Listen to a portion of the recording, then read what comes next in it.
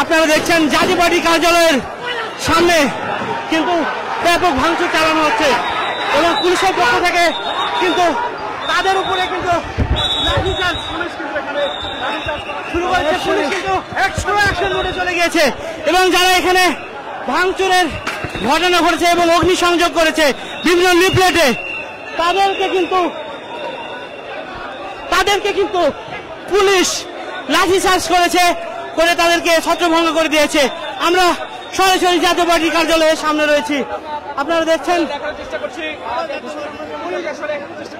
জাতীয় পার্টির কার্যালয়ের যে নিচের রুম রয়েছে সেখানে শাটার ভেঙে জাতীয় পার্টির কার্যালয়ে থাকা যে লিফলেট ছিল সেই লিফলেট গুলোকে কিন্তু বিক্ষুব্ধরা আগুন ধরিয়ে দিয়েছে।